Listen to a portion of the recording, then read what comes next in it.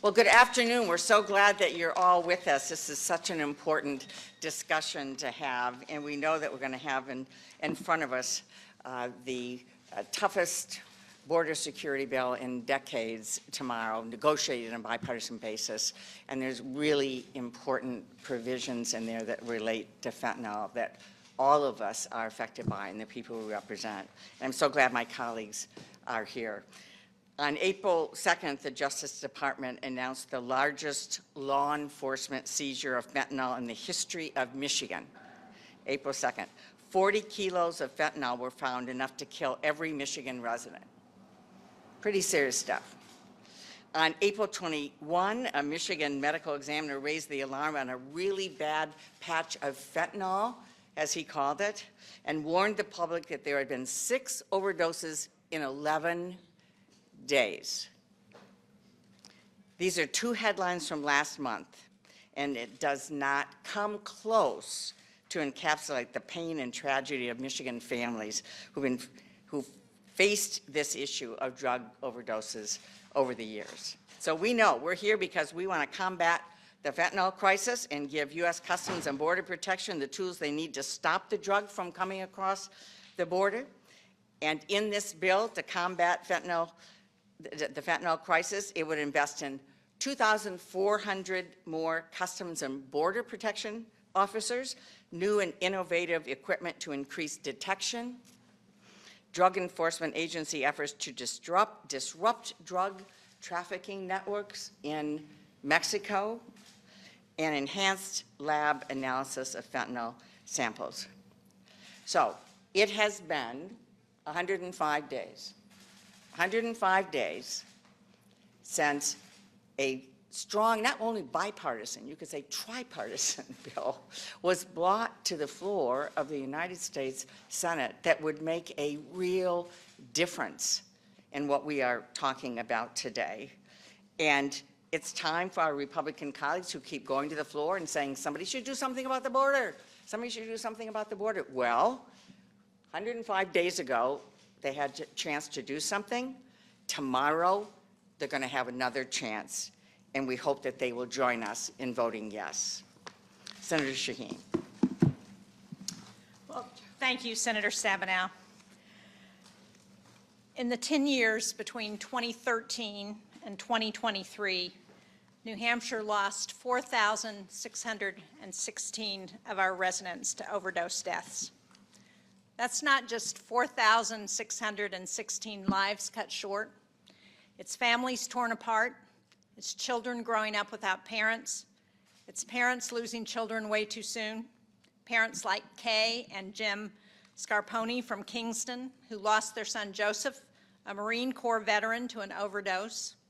Or Muriel LaJoy of Concord, whose daughter at 22 died when she went into a relapse after overdosing. The overwhelming majority of these deaths are being caused by fentanyl.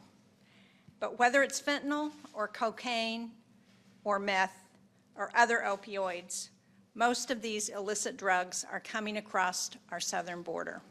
And anything we can do to cut down on the amount of fentanyl that's coming into the United States, we ought to be doing it. Because the reality is America's life expectancy has gone down, largely because of drug overdoses. And fentanyl remains a serious national health crisis, a national security problem. We can't allow this poison to be brought into our country by transnational criminal organizations. And as elected members of Congress, it is our duty to take action to keep these drugs off of our streets and to keep families safe. That's why we need to pass the bipartisan border deal. Now, there are a lot of things that I disagree with the majority of my Republican colleagues about, but this is one I agree on. We do need to address border security at our southern border. And that's what this legislation that we voted on 105 days ago and we're going to vote on again tomorrow would do. It would bring more resources to bear on the issue of fentanyl and other drugs. It would give significant increases in funding for CBP to deploy more non-intrusive inspection technology, going from about $400 million in the bill that we voted on 105 days ago to $2 billion for that intrusive inspection equipment, non-intrusive. It would provide immigration and custom enforcement with increased funding to focus on counter-fentanyl investigations and enforcement. We need more boots on the ground. It would do that. And sadly, our Republican colleagues walked away from the bill 105 days ago for one reason, because Donald Trump said he wanted to campaign on the issue. He didn't want us to get something done for the benefit of Americans. Well, we have an opportunity again tomorrow to vote to put this legislation back on track. I hope our colleagues will join us. Senator Klobuchar. Thank you. Thank you so much, Senator Shaheen. Senator Schumer, I was just started. You want to say a few words before? Okay, very good. All right. Senator Schumer. Yes. Yes. All right. Senator Schumer. No, we're just getting started. Okay, well, thank you, and I want to thank Senators Stabenow, Shaheen, Klobuchar, Schatz, Cortez Masto, got everybody, for organizing this important event. Senator Welch told me he might come in and join us as well, to talk about the need to pass our bipartisan border bill to crack down on the fentanyl entering our country. Tomorrow, senators will face an important decision. Will both sides come together to advance a bipartisan border security bill, or will partisanship get in the way once again? 3 months ago, Donald Trump told his Republican allies to block the strongest bipartisan border security bill Congress has seen in a whole generation. Luckily, we are trying again tomorrow, and I hope this time our Republicans join us to achieve a different outcome. Unlike H.R. 2, a partisan bill with no Democratic input, which got no Democratic votes when they first put it on the floor here, this bill was designed to get 60 votes and pass, which H.R. 2 was not. H.R. 2 was the truly political bill. Our bill had input from both Democrats and Republicans, which H.R. 2 can't claim. If anything's political, it's H.R. 2. So let's be perfectly clear. Our bipartisan border bill represents a real chance, in fact, the best chance in decades to act on border security. It will make huge strides in cracking down on the scourge called fentanyl. Every one of us in our states has talked to families who have lost, particularly young people, because of fentanyl, and it breaks your heart. Some of them didn't even know what they were taking had fentanyl, were dead within 24 hours. I've experienced that with some families. So we have to do something. And what would it do? It would deliver billions for DEA, for DHS, to hire officers, to focus exclusively on drugs, and billions for state-of-the-art equipment. We know how to stop this if we have the will to do it. And that would detect the flow of drugs at the border crossings and ports. Thanks to my Democratic colleagues who are here today. I thank them for highlighting how important this is for the bill. Our Republican friends are talking about the borders, close the borders, it has fentanyl. This bill will stop the flow of fentanyl in many large ways. Are they going to put their votes where their rhetoric is, or are they going to play politics? It's that simple. So I thank my colleagues for being here and look forward to moving this bill tomorrow on the floor. And just one final point. We don't expect every Democrat to vote for it. We don't expect every Republican. We want a broad bipartisan majority. We will get that among the Democratic side. We hope to get it on the Republican side, too. Thank you, everybody. Appreciate it. Thank you. Thank you very much, Senator Schumer, and thanks for your leadership. So I come at this as a former prosecutor, ran an office of 400 people for 8 years. And we would always say we want to be efficient in what we do, but we're not quite like a business because we don't want to see repeat customers. And one of the ways we know that we stop the cycle of repeat customers is making sure people don't have access to seriously dangerous drugs that has in this case, fentanyl, become a scourge on our society. In our state, we say one pill kills because we have had so many instances of teenagers who maybe went to the dentist, got a Percocet, decided, hey, maybe I want to get another one, go on the web, go on Snapchat, order a Percocet, most of this coming up through the border, and they literally take one pill and they die. This has happened over and over and over again. And this bill, we are now on 105 days, would have done so much when it comes to, yes, emergency powers to shut down the border, but also critical steps to take fentanyl out of our country.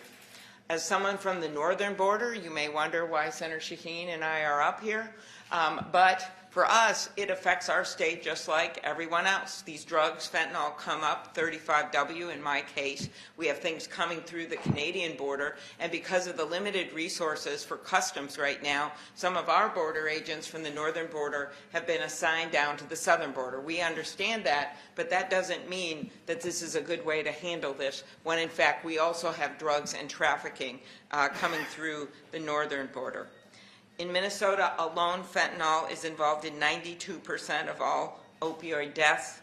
Police in my husband's hometown of Mankato, Minnesota, recently seized 6 suspected drug dealers, arrested them, and seized almost 6,000 pills. Minnesota's U.S. attorney announced that law enforcement just a bit ago seized over 30,000 grams of fentanyl pills when they busted one drug ring. That's enough fentanyl to kill the over 5 million people in my state. Just that one seizure. These aren't just numbers. Each one of these pills have killed or can kill a friend or a neighbor, mothers or fathers, sons or daughters.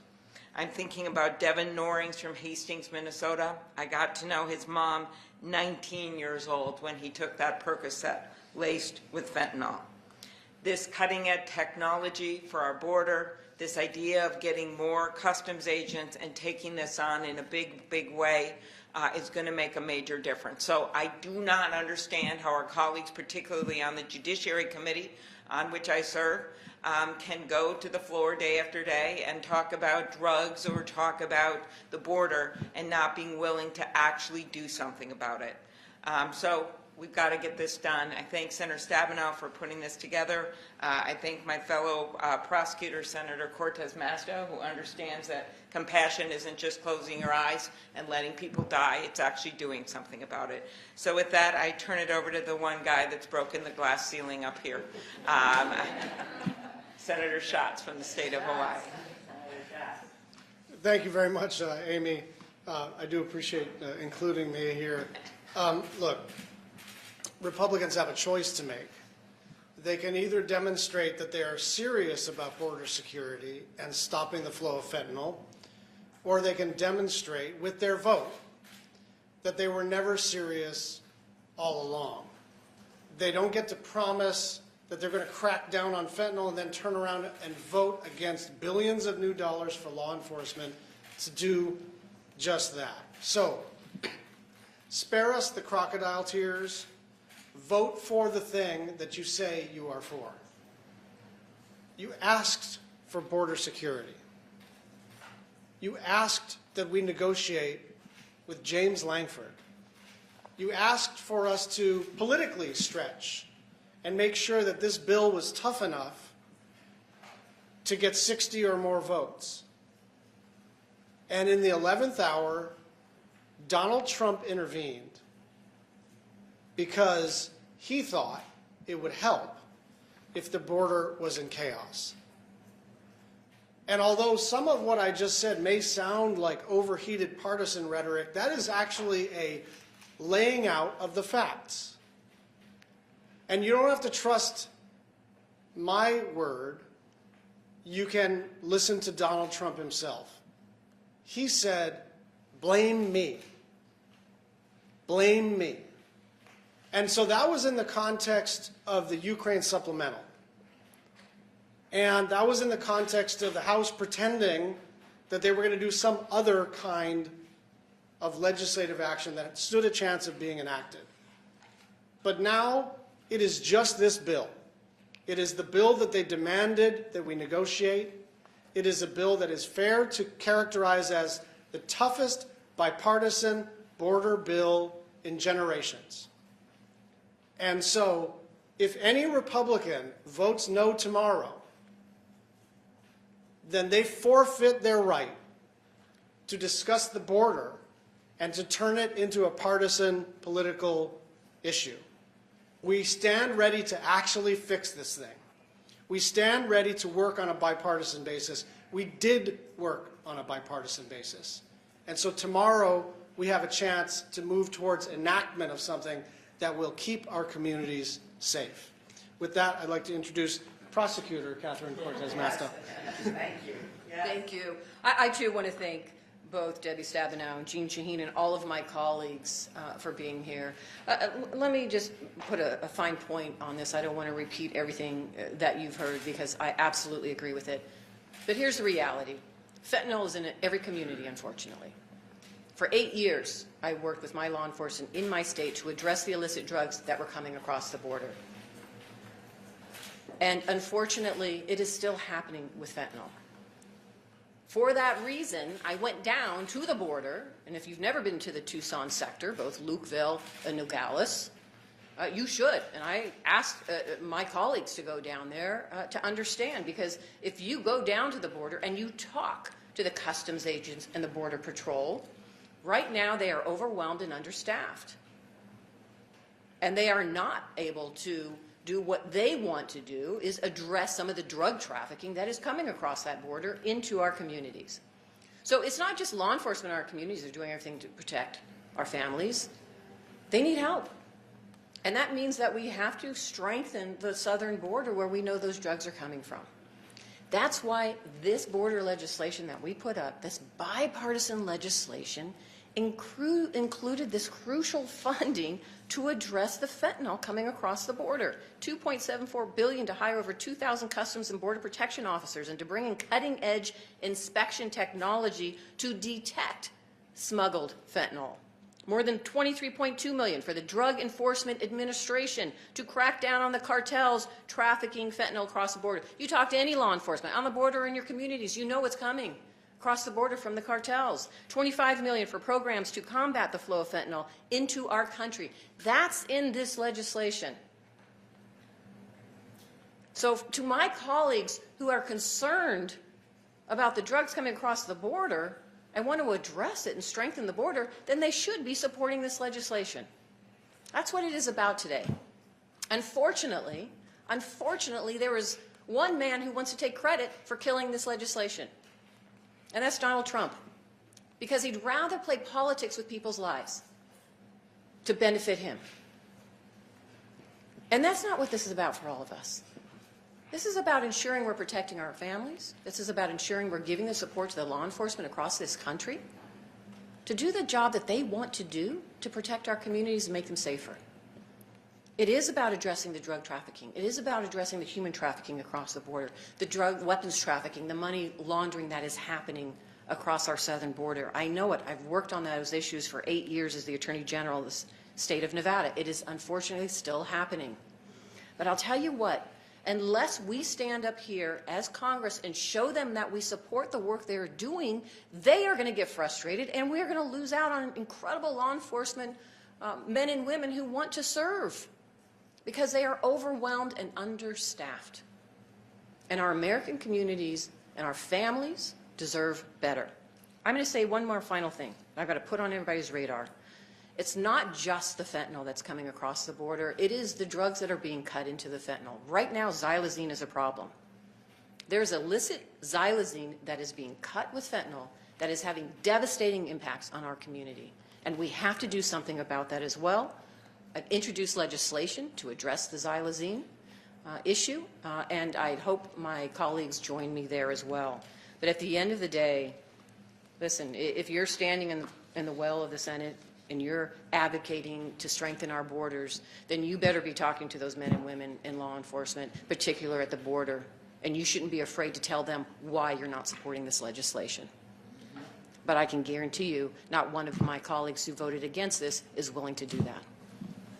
Thank you so much, Senator Cortez. I know you have to preside, so we appreciate you and the fact that you are here. And let me just one more time, if it doesn't matter which border you're at or if you're in the interior of the country, this issue on deadly fentanyl affects all of us. That's why we are here, all of us.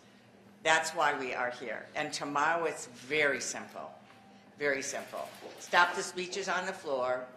Republican colleagues have a chance to do yes or no. Very simple. You want to stop the flow of fentanyl? Yes or no? Do you want to strengthen our border security in our country? Yes or no? And we hope that they're going to join us and vote yes. Happy to take any questions. Yes, sir. Yeah, Senator Tabarrok, so Senator James Langford said he hasn't heard from any of his Democratic colleagues to renegotiate. Obviously, he led those efforts in February before they failed. Do you all plan to reach out to him ahead of the vote tomorrow, or when it does actually fail, do you plan on just reaching out to him to start this negotiation? Well, I think, first of all, I have talked personally to Senator Langford about this legislation and encouraged him, as well as all of our colleagues, to do what they did, which was very tough negotiations, and just recently talked with him. And he didn't talk about renegotiating the bill, but I can't imagine at this point, after we have done all of this, I think the first question is, what's Donald Trump going to say? Is Donald Trump going to, does he want to renegotiate this? No, he wants chaos at the border. And so, to me, we have the bill that was negotiated. Very tough negotiation, and I so appreciate and respect Senator Langford. But we have that bill. And so I think the next question would be, what is their leader, Donald Trump, going to say about whether or not he would allow them to vote on something new? Yes. Hi, Senator. Some of your Democratic colleagues have come out against this legislation now that it's no longer attached to a supplemental, as they say it doesn't do enough to protect dreamers and whatnot. What's your response to them? Well, from my perspective, and welcome my colleagues, we certainly do need to do more. I mean, dreamers have waited way too long, and their families have waited way too long. And if this was something that we could do, as Democrats on the floor of the Senate and get the 60 votes necessary, we want to do that. We absolutely want to do that. There's other areas that, of course, we want to do. We want comprehensive immigration reform. I was here in 2013 when we passed this huge bill that moved forward on all aspects of immigration reform on a bipartisan basis. And it's one of the tragedies, I think, that this never became law. So we certainly know, I respect and understand colleagues. I know that President Biden wants to do whatever he can administratively to be able to address these issues as well, because this is only one aspect. Stop the fentanyl, deal with the border security issue, but we certainly have issues with dreamers and families and people who have come here legally, or have come here, want to be here legally, and want to have the opportunity to be a part of America. So, yes. Senator Stabenow said it well. We need comprehensive immigration reform, but that's not what this bill is. This bill is about border security. We need border security as well. Yes, absolutely. Yes, yeah. See, there are a couple of appropriators up here. Republicans have been very clear they're going to block this bill tomorrow. You talk about the funding for Border Patrol agents, fentanyl detectors, other things like that. Could you put some of those things into a domestic supplemental, or perhaps the year-end spending package, if and when this fails tomorrow? To what extent can these things be addressed, or these priorities be funded through the appropriations process, supplemental appropriations process? I'll just give you two thoughts. First of all, I'm sorry, you're more senior appropriator. Senior, yeah. But two thoughts. First, I am not stipulating to how the vote is coming out tomorrow. I understand that that's how pundits feel. But I don't think we should move on from the fact that these guys demanded this specific thing and then changed their mind because Donald Trump wanted to kill it. I don't think that we should move on from the fact that we had a bill where the whip count was over 70, and then it collapsed because Donald Trump said, blame me. And so, no, I'm not going to necessarily entertain subsequent legislative actions, but I will say that the same dynamic will occur in the appropriations context, which is that anything that's actually tough on the border, anything that would actually work to slow or stop the flow of fentanyl into the United States is likely to be killed in the background by Donald Trump, who has made it explicit that he wants things to be as intolerable as possible for political reasons, and I don't think that we should accept that premise as a sort of baseline political weather, and what are we going to do about it?